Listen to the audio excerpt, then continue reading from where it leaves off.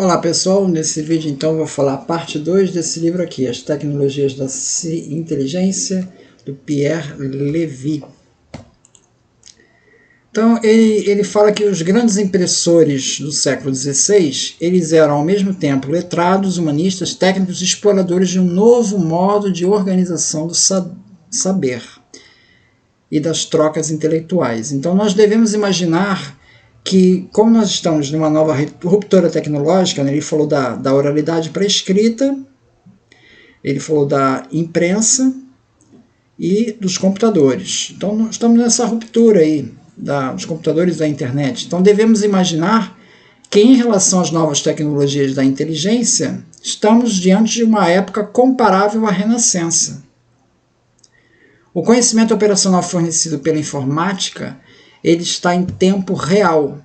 Então a ideia de um tempo circular, que vem desse período de oralidade, né? As histórias eram contadas e recontadas eternamente, num ciclo infinito, passou para um tempo linear das sociedades históricas, na época da imprensa, e poderíamos então falar de uma espécie de implosão cronológica que nós estamos sofrendo, de um tempo pontual instaurado pelas redes da informática. O tempo pontual não anunciaria o fim da aventura humana, mas sim a sua entrada em um novo ritmo, que não seria mais o ritmo da história. O tempo real, segundo Pierre Levy, talvez anuncie o fim da história. Pierre Levy fala de um novo tipo de intemporalidade social em torno do tempo real. O saber informativo não visa a manter a sociedade em um mesmo estado, como ocorria lá na oralidade primária. Também não visa a verdade, a exemplo da teoria ou da hermenêutica, que foram gêneros canônicos nascidos da escrita impressa, né? Ela procura a velocidade, afastando-se da memória, o saber de cor. Já não é a memória, já não é mais o recurso valorizado nessa nova cultura. Esse fim da preocupação com a verdade remete aos conceitos de pós-modernidade, esboçados por Jean-François Lyotard. Um modelo digital, ele não é verdadeiro nem falso, ele será mais ou menos útil a este ou aquele objetivo específico. Se hoje temos menos contradições, é porque a pretensão à verdade diminuiu. Não se critica mais, simplesmente corrigem-se os erros. Então é preferível você gerar um volume de informação gigantesco, abaixar os critérios de aprovação desse conteúdo, para que você gere grandes volumes de informação.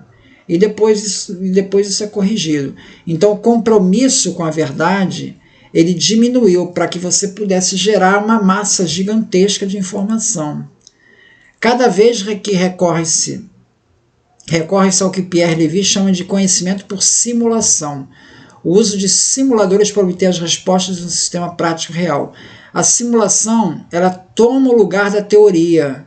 A eficiência ganha da verdade através dos modelos digitais. A simulação do computador permite que uma pessoa explore modelos mais complexos, em maior número, do que no paradigma anterior, que era baseado na busca de modelos teóricos. Hoje tratamos os sistemas como caixas pretas, nas quais não se conhecem mais as regras de funcionamento dessa caixa preta. Pierre Levy destaca que os polos da oralidade primária, da escrita e da informática não são eras, ou seja, a gente não passou da oralidade para a escrita e para a informática. Está tudo misturado.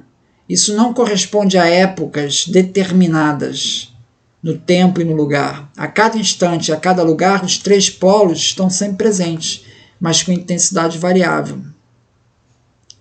Sobre a revolução da imprensa, Pierre Levy destaca que o impacto social no Ocidente da imprensa foi muito maior do que na China, por exemplo.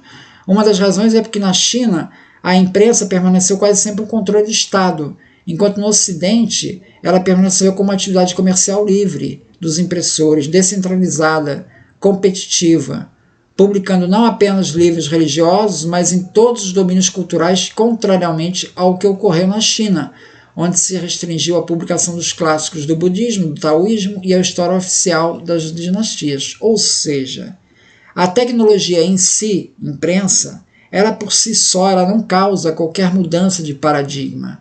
Isso vai depender do contexto social em que essa tecnologia está imersa. A arquitetura do sistema cognitivo humano é limitada diante das possibilidades de memória e utilização de recursos de um computador.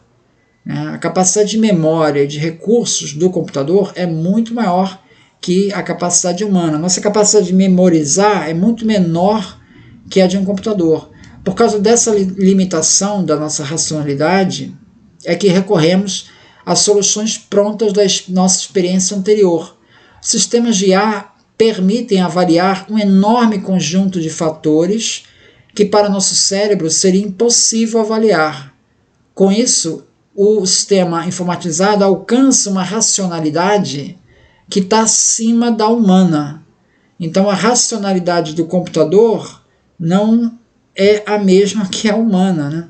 Ao invés de uma réplica do pensamento, a inteligência artificial clássica ou lógica constrói, na verdade, novas tecnologias intelectuais, como sistemas especialistas. A capacidade humana cognitiva pode ser dividida em perceber alguma coisa, um reconhecimento de formas, imaginar, fazer simulações mentais e manipular essas informações, ou seja, juntar as informações num processo de bricolagem. Segundo Chomsky,